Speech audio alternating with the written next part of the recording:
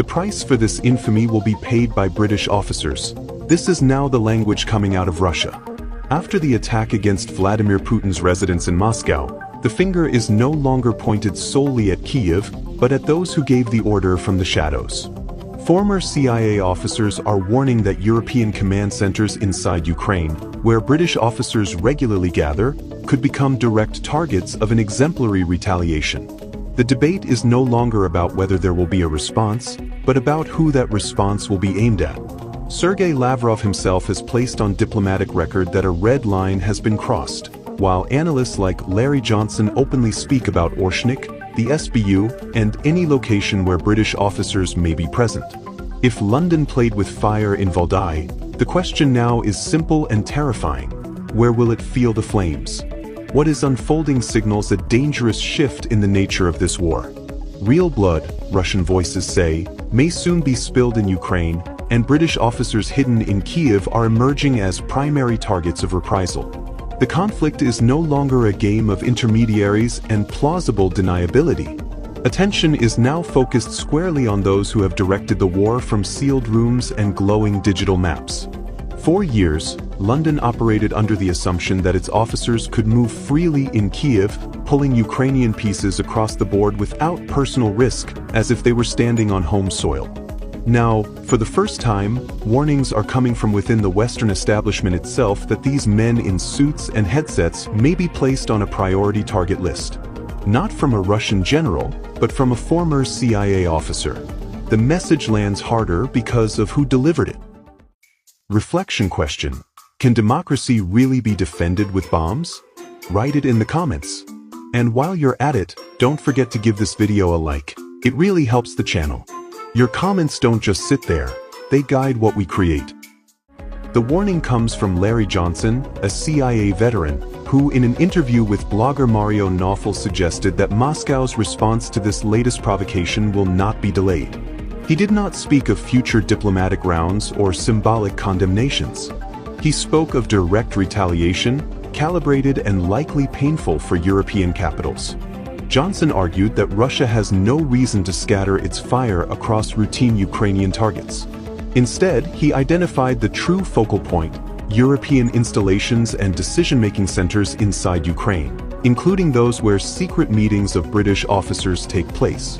These, he said, are the real brains of the operation, not merely its executors. Then came the phrase that sounded less like analysis and more like a verdict. If I were Russia, I would take Orshnik and destroy the SBU headquarters. I would simply destroy it. He was not talking about symbolism. He was talking about reducing the central infrastructure of Ukraine's security service to rubble. Why, then, has this strike not already happened? Johnson offered an explanation deeply uncomfortable for Kyiv. One of the reasons, he said, that the Russians have not yet done this is because they have informants in key positions within the Ukrainian government. A careless strike could blind a highly valuable intelligence network. In his account, Moscow has deliberately restrained itself at times to avoid killing the proverbial goose that lays golden eggs. As long as that network continued to deliver information, contacts, and leaks, restraint made strategic sense. But Johnson warned that calculation changes dramatically when someone decides to launch a swarm of drones against the residence of the Russian president. He added another critical assessment. Even if these retaliatory strikes come, they will not be what breaks dialogue with the West, because, in his view, the negotiation process has already effectively derailed. Whatever remained of diplomacy was, he argued, thrown overboard by Kyiv and its sponsors. This allowed him to make a near-surgical prediction. Judging by the news, I think we are going to see a serious retaliatory strike. I would bet it will be Orshnik. They could strike anywhere in Ukraine where British officers are present or where covert operations are being conducted. Those places could become targets. His conclusion was blunt: Russia will now deliberately strike certain European targets inside Ukraine. What do you think about the strategic risk of placing European officers so deeply inside an active war zone? Give us your opinion in the comment box below. When a former CIA agent speaks this plainly, British officers stop being shadows and become targets. Everything revolves around a single, concrete event.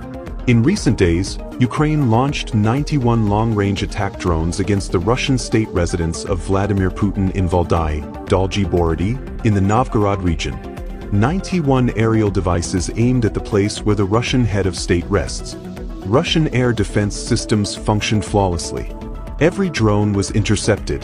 There were no casualties and no damage beyond falling debris. But the message was unmistakable.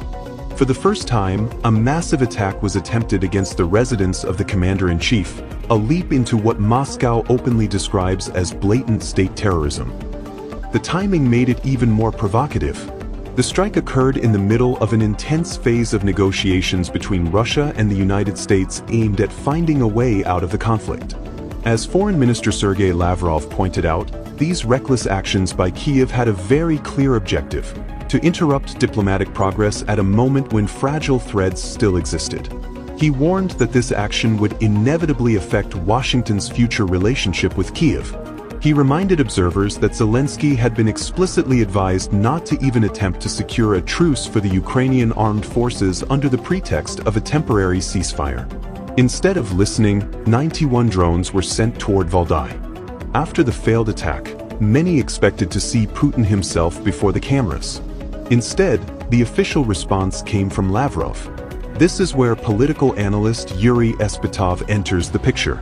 In an exclusive interview, he explained that this detail was not accidental but a carefully calculated signal. The drone attack on the residence of the Supreme Commander-in-Chief in Valdai, he said, does not allow for double interpretation. It was a direct aggression against the head of state. Some observers initially viewed Moscow's response as incomplete because it came from the foreign minister rather than the president. Espetov addressed them directly. This was an official statement by the Ministry of Foreign Affairs because it concerns international affairs. After all, when one state officially declares war on another, that declaration is always made through the foreign ministry. This was not an ordinary press briefing. It carried historical weight. To ensure no one minimized the gesture, Espetov drew a stark parallel with the note delivered by German Ambassador Werner von der Schulenburg to Soviet Foreign Commissar Vyacheslav Molotov on June 22, 1941. Then, as now, diplomatic language served to formally record that a threshold of aggression had been crossed. In his assessment, Lavrov's statement formally documents an act of aggression and foreshadows retaliatory measures. Russia, he stressed, is acting strictly within international law. It registers the attack, warns of consequences, and makes it clear that the next step will not be made of words. If the president himself had spoken, Espetov argued, it would have appeared almost strange, as if the commander-in-chief were personally complaining about being attacked. This level, he said, was exactly right. Lavrov warned of Russia's right to retaliate, but developing those measures is the responsibility of the president as supreme commander-in-chief. The division of roles between diplomacy and the general staff was observed with impeccable formality. The diplomat recorded the act and warned of international consequences, while the military command defines the operational details. The essence of the message, Espetov concluded, is unmistakable and approaches a classic diplomatic ultimatum.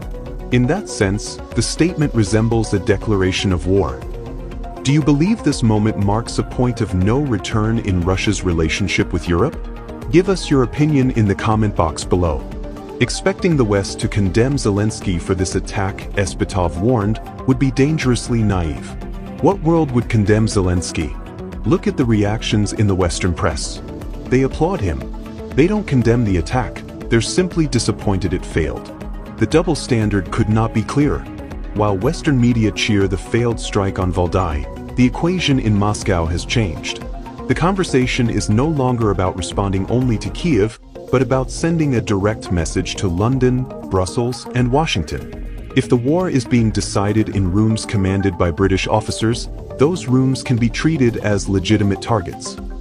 Russia has already placed on record, through a declaration Espetov compares to a wartime note, that the attack on the presidential residence was an act of aggression documented at the highest international level.